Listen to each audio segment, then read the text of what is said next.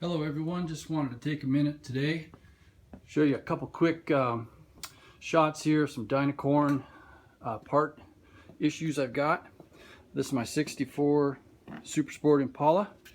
We're looking at the right front fender here obviously, and this is an original fender here, never been damaged, worked on. You can see the trim, you know, that trim there fitting how it should be. On the other side of the car, we had a damaged front fender, and we were looking at probably 3 or 4 hours of work to get the damaged front fender back in place. So, you know, with that cost and cost of painting, I was looking at Impala Bob's website, and they advertise brand new top quality exact reproduction Chevrolet Impala fender from Impala Bob's catalog, made to original GM specs for a perfect fit.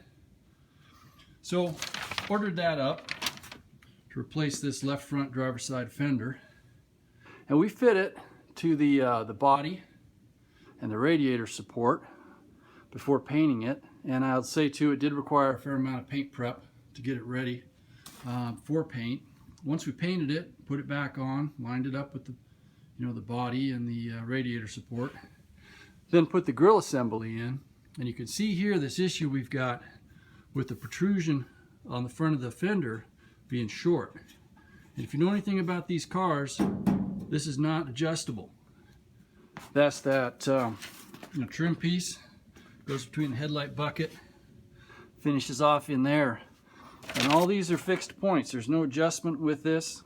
The car is straight to the frame, radiator support centered on the frame, and I've got this gap on the side here. Unfortunately, you see I get my finger in there, it's about a 1/2 inch gap. It's tight at the top, it's tight down here at the bottom.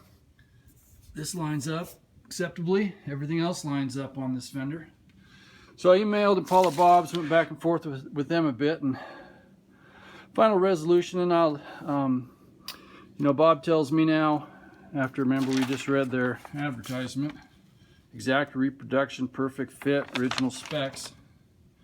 Sends me an email, talks about careful mock-up, tweaking, even modification of parts to get everything to fit and line up.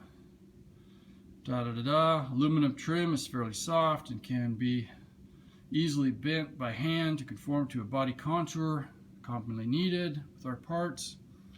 No aftermarket reproduction part is absolutely perfect in every way. Agreed. These are all stamped on the same production line from the same tooling dies and would all have the same dimensions. I don't think sending you another fender would solve your issue. Another one would be exactly the same.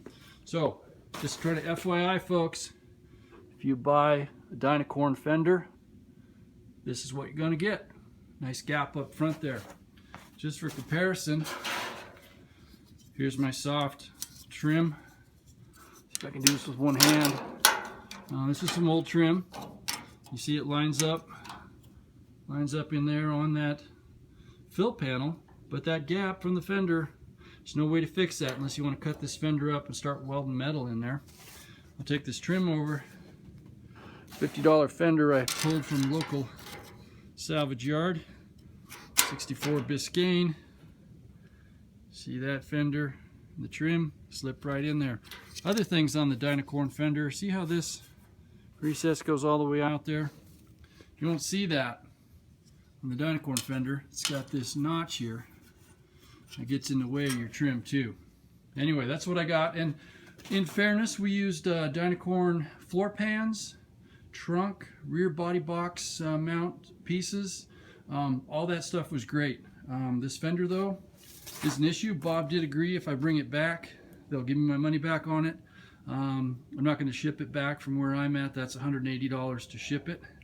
Shipped it to my house, bought it, painted it. I think I'm in about $850 in it at this point after paint prep. Shipping it back to get my 360 back isn't really an option, but next time I'm in Phoenix, I'll take it back to them and swap it out for some cash. Thanks for watching.